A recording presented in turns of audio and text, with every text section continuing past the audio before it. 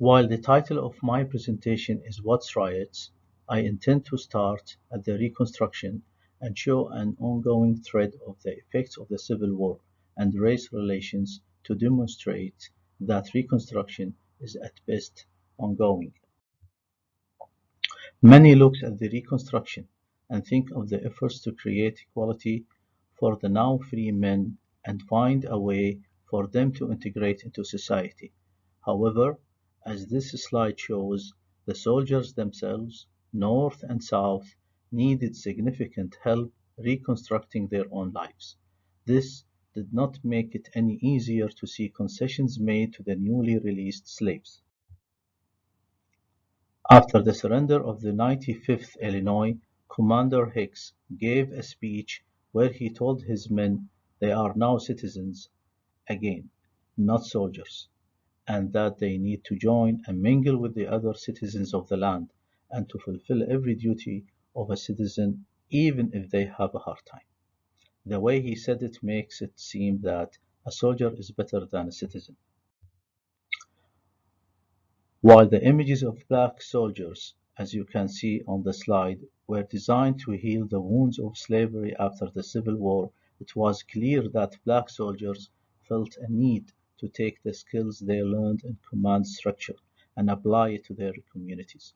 It's also clear that even though people were given land and other compensation for slavery, it was quickly taken away.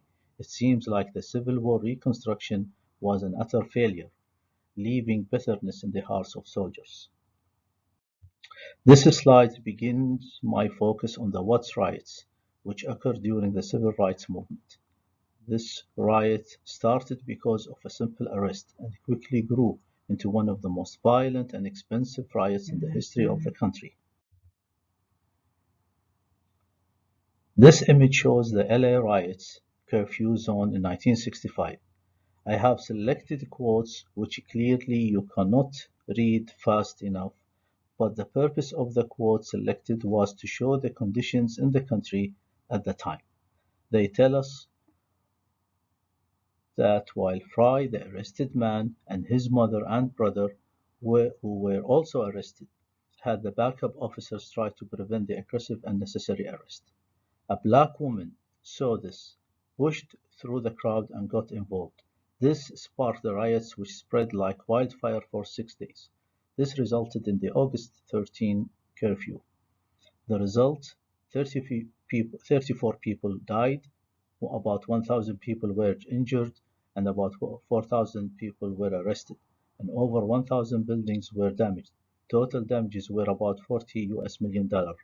Referring to black newspapers, it is interesting to note that two black papers, the Los Angeles Sentinel and Sacramento Observer, used very different reporting approaches.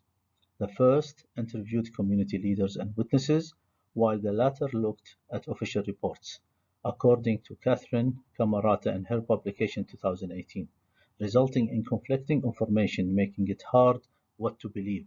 I think we still have the same issue today. This slide shows images of the Rodney King riots, which also happened in Los Angeles in 1992, as well as the four officers who were arrested but found not guilty in spite of significant video evidence to excessive brutality. The purpose of this is to highlight that, from the beginning, Reconstruction was a failure.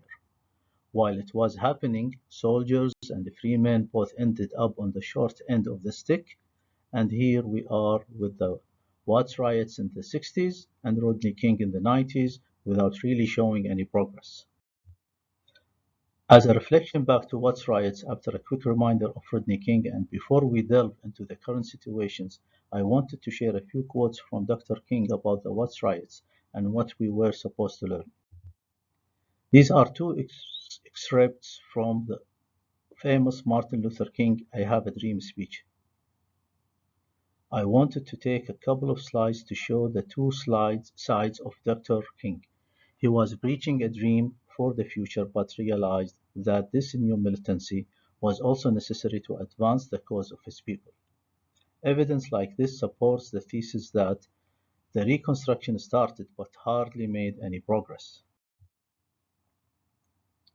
In recent times, a large amount of police brutality, which is not so different from Jim Crow, has been going on in the country. George Floyd was choked to death under a police officer's knee in May 2020. This began yet another set of riots around the country. This time, smartphones brought the facts to social media, so it was much less contained and made it very clear that nothing had been reconstructed except possibly how the country packages racism. Let us focus on the non-stop abuse of power and the people of color who died unjustly at the hands of police. This is from the transcripts of Breonna Taylor case in Louisville, Kentucky.